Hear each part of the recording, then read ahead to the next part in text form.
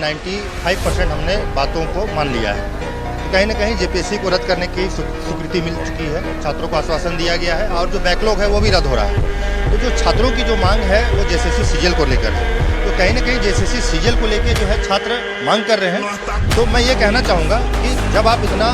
लगभग हमारे माननीय मुख्यमंत्री को कहना चाहूँगा कि जब आप इतना मान लिए हैं तो जेएसएससी सीजीएल को भी रद्द करने की एक पहल किया जाए, चाहे उसके लिए कानूनी सहारा लिया जाए, कोर्ट का सहारा लिया जाए। मेरा कहना यह है जिस तरह से एक विरोध प्रदर्शन किया गया, आपके द्वारा विसंगतियों को पाया गया, सामने रखा गया, तो आपने ये देखा कि गड़बड़ियाँ हुई है, खंडियाते जी का इस्तीफा लिया गया, किसी न किसी तरह से देखा जाए तो जेपीएससी को आपने रद्द किया, कहीं न कहीं विसंगतियाँ मिली तो सेम उसी तरह आप कह रहे हैं कि जेएसएससी सीजीएल में ज्वाइनिंग हो चुकी है। तो मेरा तर्क ये है कि अगर जेपीएससी जो रद्द किया गया तो कहीं न कहीं आप स्पेशल एफिडेविट डाल के कोर्ट के द्वारा जाएँ, कोर्ट में मांग करें और सबूत को, साक्ष्य को प्रमाण करें, वहाँ प्रस्तुत करें, ताकि जेएसएससी को रद्द किया जाए और फिर ट्रांसपेरेंसी तरीके से एग्जाम लिया जाए। दूसरी बात, जिस तरह से जो मनी ट्रायल, जो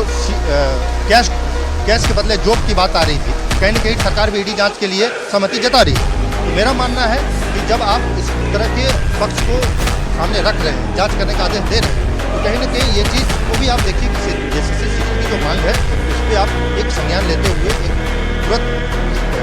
स्पीड ट्रायल कोर्ट के जरिए इसका समाधान करें, क्योंकि हमारा देश संविधान से चलता है। हमारा आर्टिकल 14 और आर्टिकल 16 राइट टू इक्वलिटी और right to equal opportunity of employment की बात करता है। तो जब यहाँ पे विसंगतियाँ पाई गई, भ्रष्टाचार की बात सामने आ रही है, तो जो मेहनत का छात्र हैं, जो मेहनत से पढ़ाई की है, 5 साल 10 साल अपने उम्र को दाव में लगाया है, उनके साथ तो कहीं न कहीं भेदभाव हो गया।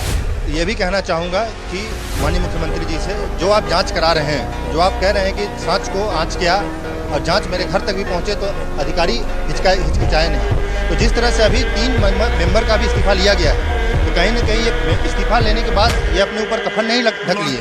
जिस तरह से युवाओं का सौदा हुआ है, जिस तरह से 5-5 साल 10-10 साल छात्रों के को अंधकार में रख के एक संवैधानिक संस्था की गोपनीयता,